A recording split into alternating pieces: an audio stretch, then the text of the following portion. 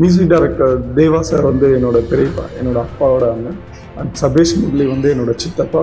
And Srikanth தேவா வந்து என்னோட அண்ணன். அண்ட் எங்கள் ஃபேமிலியை டோட்டலாக வந்து நான் என்னோட 10 வயசுலேருந்தே எல்லாருமே சினி ஃபீல்டில் தான் இருக்காங்க. எனக்கும் விஜய் அண்ணனுக்கும் வந்து என்ன மாதிரி ஒரு நட்புனா அந்த படத்தில் இருக்கிற மாதிரி தான், பகவதி படத்தில் இருக்கிற அண்ணன் தம்பி பாசம் அந்த மாதிரி தான். பட் என்ன நான் வந்து சினி ஃபீல்டுக்கு வந்து முதல்ல ஒரு ஹீரோ கூட ஆக்ட் பண்ண ஹீரோ அவர். ஸோ எனக்கு லைஃப் லாங் என்னோட ஃபேவரட் ஹீரோவாக இருப்பார்.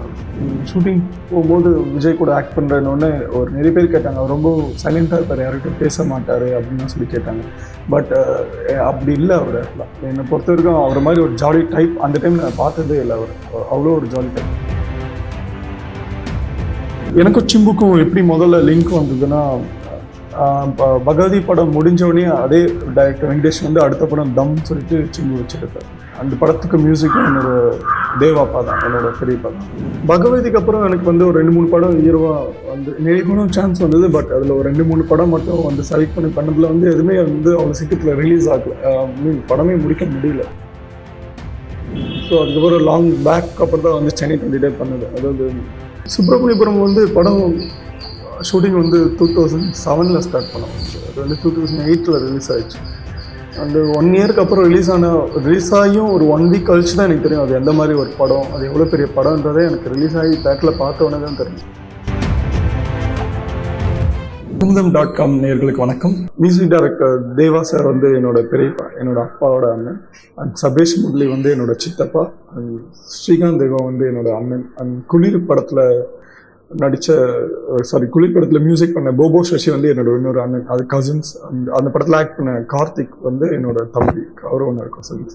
ஸோ எங்கள் ஃபேமிலியை டோட்டலாக வந்து நான் என்னோட 10 வயசுலேருந்தே எல்லாருமே சினி ஃபீல்டில் தான் இருக்காங்க. என்னோட ஃபர்ஸ்ட் மூவி வந்து பகவதி, விஜய் சாருக்கு தம்பி ஆக்ட் பண்ண அந்த படத்தில் டைரக்டர் வெங்கடேஷ் தான் அந்த படம் பண்ணார். ஏன்னா அவர் தான் வந்து ஆக்சுவலாக இன்ட்ரடியூஸ் பண்ணார். எனக்கு வந்து பிறந்ததுலேருந்தே ஃபுல் சினி ஃபீல்ட் ஃபுல்லாக மியூசிக் லைன்லேயே இருந்ததுனால, மியூசிக் ஃபேமிலி மியூசிக் லைன்லேயே இருந்தாலும் எனக்கு ஃபுல் அண்ட் ஃபுல் மியூசிக்கில் தான் இன்ட்ரெஸ்ட். அண்ட் அது வந்து முதல்ல என்னை மியூசிக்லேருந்து ஆக்ட் பண்ண வர வச்சதே வந்து டைரக்டர் வெங்கடேஷ் சார் தான். எனக்கும் விஜய் அண்ணனுக்கும் வந்து என்ன மாதிரி ஒரு நட்புனா அந்த படத்தில் இருக்கிற மாதிரி தான், பகவதி படத்தில் இருக்கிற அண்ணன் தம்பி பாசம் அந்த மாதிரி தான். பட் என்ன நான் வந்து சினி ஃபீல்டுக்கு வந்து முதல்ல ஒரு ஹீரோ கூட ஆக்ட் பண்ண ஹீரோ அவர். ஸோ எனக்கு லைஃப் லாங் என்னோட ஃபேவரட் ஹீரோவாக இருப்பார். நிறைய ஹெல்ப் பண்ணார் படத்தில் நடிக்கிறதுக்கு, நிறைய ஒரு டான்ஸ் ஆடுறதுக்கு அண்ட் ஃபைட் பண்ணுறதுக்கு நிறைய விஷயங்களை நிறைய ஹெல்ப் பண்ணார் அந்த படத்தில். அண்ட் அந்த டைமில் வந்து ஷூட்டிங் போகும்போது விஜய் கூட ஆக்ட் பண்ணுறேன்னு ஒரு நிறைய பேர் கேட்டாங்க. அவர் ரொம்ப சைலண்ட்டாக இருப்பார், யார்கிட்டும் பேச மாட்டார் அப்படின்னு சொல்லி கேட்டாங்க. பட் அப்படி இல்லை அவர். என்னை பொறுத்த வரைக்கும் அவர் மாதிரி ஒரு ஜாலி டைப் அந்த டைம் நான் பார்த்ததே இல்லை. அவர் அவ்வளோ ஒரு ஜாலி டைப். அது வந்து அஃப்கோர்ஸ் தெரியாதவங்க கிட்ட நம்ம வந்து எடுத்தோன்னே அவ்வளோ பேசிட மாட்டோம். தெரியாதவங்க கிட்டலாம் வந்து ஹாய் ஹலோட விட்டுருவோம். அதுக்கு நிறைய பேர் ஃப்ரெண்ட்லேயே சொல்லுவாங்க, ரொம்ப close friend, best friend, hi bye friend அப்படி சொல்லுவாங்க. அந்த மாதிரி தெரியாதவங்க கிட்டலாம் ஹாய் பாயோட ஸ்டாப் பண்ணுவோம். அந்த மாதிரி தான் வந்து அவர் வந்திருக்காரு தெரியாதவங்க கிட்டலாம். பட் அது வந்து ரொம்ப ரொம்ப சைலண்ட் அப்படின்னு சொல்லியிருக்காங்க. பட் தெரிஞ்சிட்டா அவரை மாதிரி ஒரு ஃப்ரெண்ட்லி எனக்கு பார்த்ததே இல்லை. ஏன்னா அந்த ஃபர்ஸ்ட் மூவின்னு எல்லாருக்குமே ஒரு பயம் இருக்கும். எனக்கு அந்த பயத்தை வந்து போனதே வந்து விஜய் அண்ணா தான். அந்த பயத்தை இல்லாமல் ஆக்குனதே விஜய் அண்ணா தான். அந்த ஷூட்டிங் ஸ்பாட்டில் ரொம்ப ஜாலியாக அவரோட அசிஸ்டன்ஸ் கிட்ட விளையாடுறது, ஸோ அதெல்லாம் வந்து ரொம்ப ஹெல்ப் பண்ணார் எனக்கு. ஸோ எனக்கு அதோட அந்த கேரக்டர் எனக்கு ரொம்ப அது வந்து அந்த எனக்கு இப்போ அவரை விட்டு மனசுலேருந்து வெளில எடுக்கிறதுக்கே வந்து எப்படியோ ரொம்ப நாள் ஆகும். ரொம்ப எவ்வளோ பெரிய தப்பான விஷயங்கள் கேள்விப்பட்டாலும் வராது. ஸோ அந்த அளவுக்கு நான் அவரை பார்த்துட்டேன். ஸோ எனக்கு வந்து இன்னமும் அவரோட கான்டாக்ட் இருக்குது. ஸோ எவ்ரி மூவி எனக்கு பார்த்துட்டு விஷ் பண்ணுவார். அவர் படம் நல்லா இருக்கு, பார்க்கல நான் கூடிய சீக்கிரத்தில் பார்க்குறேன்னு சொல்லி விஷ் பண்ணுவார். ஸோ அவரோட எல்லா மூவிக்கும் பகவதிக்கு அப்புறம் அவர் பண்ணுற எல்லா மூவி ஷூட்டிங் ஸ்பாட்லையும் போய் நான் பார்த்துருக்கேன் அவரை.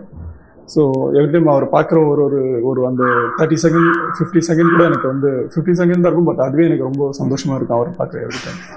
ஸோ என்னோட one of the best hero அவர். எனக்கும் சிம்புக்கும் எப்படி முதல்ல லிங்க் வந்ததுன்னா, பகவதி படம் முடிஞ்சோடனே அதே டைரக்டர் வெங்கடேஷ் வந்து அடுத்த படம் தம் சொல்லிட்டு சிம்பு வச்சுருக்காரு.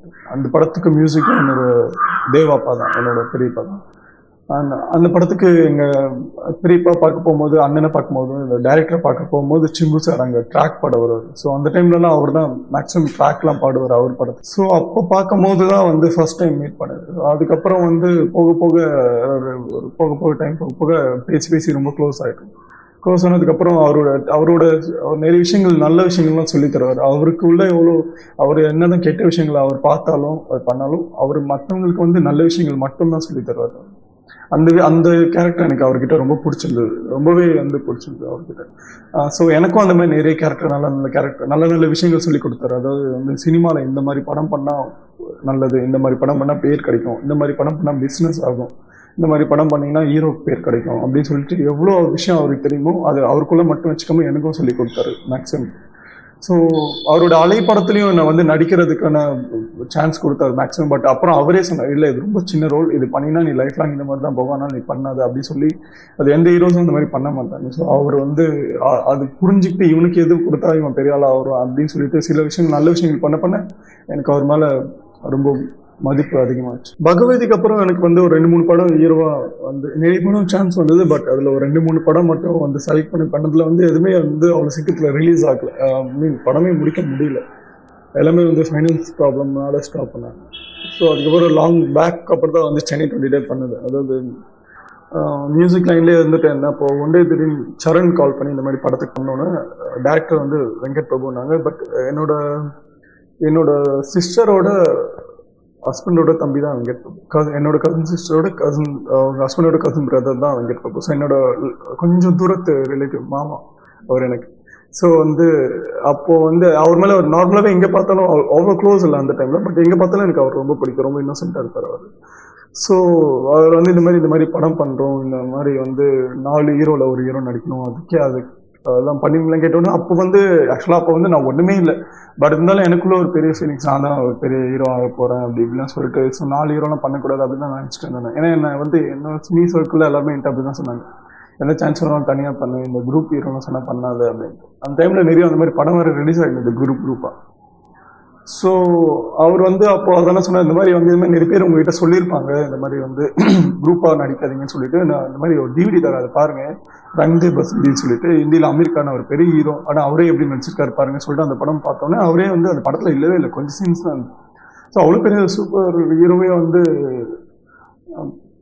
அவரே 4-5 ஹீரோவில் நடிக்கும்போது வந்து ஒன்றுமே இல்லைன்னு சொல்லிட்டு அந்த நான் கட்டியிருந்த அந்த ஒரு பிளாக், அந்த இப்படி தான் படம் பண்ணணும், இப்படி தான் பண்ணக்கூடாது, இந்த பிளாக்கை உடச்சதே வெங்கட் பிரபு தான். ஸோ அப்படி தான் எனக்கு சான்ஸ் வந்தது. எனக்கு அது வந்ததுன்னே என்னோட ப்ளஸ் பாயிண்ட் என்னென்னா அதில் வந்து மேக்ஸிமம் நான் பெரிய ஹார்ட் ஒர்க் பண்ணல. அதான் எனக்கு அந்த படத்துக்கு எனக்கு தெரிஞ்சு, அந்த படத்துக்கு அது ப்ளஸ் பாயிண்ட்டாக இருந்தது. ஹார்ட் ஒர்க் பண்ணாமல் ரொம்ப ஜாலியாக பண்ண படம், அது எனக்கு ஒரு பெரிய ப்ளஸ் பாயிண்ட். அந்த படத்துக்கு வெங்கட் பிரபு டேரக்டர் வந்து ரொம்ப சுப்பிரமணியபுரம் வந்து படம் ஷூட்டிங் வந்து 2007 ஸ்டார்ட் பண்ணோம். அது வந்து 2008 ரிலீஸ் ஆயிடுச்சு. அந்த 1 இயருக்கு அப்புறம் ரிலீஸ் ஆகியும் ஒரு 1 வீக் கழிச்சு தான் எனக்கு தெரியும் அது எந்த மாதிரி ஒரு படம், அது எவ்வளோ பெரிய படம்ன்றதே எனக்கு ரிலீஸ் ஆகி தேட்டரில் பார்த்த உடனே தான் தெரியும். ஷூட்டிங்கில் கூட எனக்கு தெரியல இது இவ்வளோ பெரிய படம், இது இவ்வளோ பெருசாக ஹிட் ஆகும், இது இவ்வளோ பெரிய இது ஹார்ட் ஒர்க். பட் என்னென்னா எவ்ரிடே எனக்கு சொல்கிற சீனை வந்து நான் கரெக்டாக பண்ணணும்னு நினைப்பாங்கல்ல. எனக்கு இன்றைக்கி இந்த சீன் இது வந்து டைரக்டர் என்ன நினச்சாரோ அது நம்ம வந்து கண்டிப்பாக பண்ணிடணும். அப்படி அது எவ்வளோ ஹார்ட் ஒர்க் ஆனாலும் பரவாயில்ல, என்ன பண்ணாலும் பரவாயில்லன்னு தான் அந்த படம் பண்ணுது. அதுக்கு என்ன ஆனாலும் பரவாயில்ல. கரெக்டாக அதோட கிளைமேக்ஸ் சீனில் வந்து அருவாலை வெட்டுற சீன், அது வந்து க்ளோஸ்அப் ஷாட் எடுக்கும்போது வந்து அந்த அருவாள் டம்மி அருவாள் தெரியக்கூடாதுன்னு சொல்லிட்டு ஒரிஜினல் அருவாள் வச்சே வந்து சில வெட்டுற ஷாட்லாம் இருக்காங்க. ஸோ அதுலேயே என்னோட முதுகில் வந்து இப்போ ஒரு 11 மார்க்ஸ் இருக்குது, இன்னமும் இருக்குது என் முதுகு. ஸோ அந்த மாதிரி ஹார்ட் ஒர்க் பண்ணேன். பட் எனக்கு வந்து அந்த டேரக்டர் வந்து கண்டிப்பாக ஓகே சூப்பர் ஷார்ட் ஓகே அப்படின்னு சந்தோஷமாக சொல்லணும், ஓகே அப்படின்னு சொல்லக்கூடாதுன்னு தான் வந்து நான் அந்த படத்துக்கு ஒர்க் பண்ணது. அந்த ஒன் இயர் என்ன ஆனாலும் பரவாயில்ல, இந்த படம் ஓடுதோ இல்லையோ, ஆனால் இன்னைக்கு டேரக்டர் வந்து சந்தோஷமாக வீட்டுக்கு போகணும் அப்படி தான் வந்து எவ்ரிடே நான் மனசில் நினைக்கிறது. ஸோ நான் கேட்டதெல்லாம் அவர் கேட்டதெல்லாம் வந்து நான் பண்ண உடனே அவருக்கு என் மேலே ஒரு தனி பாசம் வந்துச்சு. ஸோ எது சொன்னாலும் பண்ணுறான் அப்படின்னு சொல்லிட்டு. ஸோ அப்படி எங்கள் 2 பேருக்குள்ள வந்து கெமிஸ்ட்ரி நல்லா ஒர்க் அவுட் ஆச்சுன்னு சொல்லுவாங்க. அது 2 பேரும் புரிஞ்சுக்கிட்டோம் கரெக்டாக. ஸோ வந்து அதுதான் அந்த படத்துக்கு பெரிய ப்ளஸ் பாயிண்ட். டேரக்டர் அவ்வளோ சீக்கிரத்தில் புரிஞ்சது. பட் நிறைய சீன்ஸ் ஆர்ட் ஒர்க், நிறைய சீன்ஸ் ஒரு ரன்னிங் சேசிங், அதில் அந்த பொம்பளை காலில் விழுறதுக்கு முன்னாடி வர ரன்னிங் ஃபுல்லாக ஸ்லிப்பர்ஸ் இல்லாமல் ஓடுவேன். ஃபுல்லாக வந்து ஸ்லிப்பர் இல்லாமல் வீட்டுக்குள்ளேயே நடக்க மாட்டேன் அப்போலாம். பட் ஷூட்டிங்னா வந்து ஸ்லிப்பர் வந்து ஒரு சீனில் இருந்ததுன்னா அடுத்த சீன் ஃபுல்லாக ஸ்லிப்பர் எல்லாமே ஓட ஆரம்பிச்சோம். ஸோ அந்த ஹார்ட் ஒர்க்லாம் வந்து அப்போ தெரியல. ஏன்னா சசி சார் ஃபேஸ் பார்க்கும்போது வந்து அவர் ஜெயிக்கணும்னு தான் என் மைண்டில் தோண்டிட்டு இருந்துச்சு. ஸோ அந்த ஹார்ட் ஒர்க் அப்போ எனக்கு தெரியல. ஸோ வந்து எது இருந்தாலும் பண்ணணும்னு சொல்லிட்டு இதெல்லாம் வந்து சசி சாருக்கு ரொம்ப பிடிச்சி போயிடுச்சு. ஸோ அதனால வந்து அவருக்கு என் மேலே தனி பாசம், எனக்கு அவர் மேலே ஒரு தனி பாசம் வந்து. சுப்பிரமணியபுரம்க்கு அடுத்தது 1 இயர் கழிச்சு ரிலீஸ் ஆகிற படம் இந்த வாமனன். இது வந்து அப்படின்னா அந்த பகவதிக்கும் சென்னை 28க்கும் எந்த ஒரு இதுவும் இருக்காது. மேக்ஸிமம் டிஃப்ரெண்ட் இருக்கும். சென்னை 20க்கும் சுப்பிரமணியபுரத்துக்குமே வேறு டிஃப்ரெண்ட் இருக்கும் கேரக்டர் வைஸ். அந்த மாதிரி சுப்பிரமணியபுரத்துக்கும் வாமனன்லேயும் வந்து கேரக்டர் வைஸ் எல்லாமே ட்ரெஸ்ஸிங் வைஸ் அந்த ஆக்டிங் வைஸ் எல்லாமே வந்து ஃபுல் அண்ட் ஃபுல் டிஃப்ரெண்ட்டாக இருக்கிற ஒரு மூவி இது.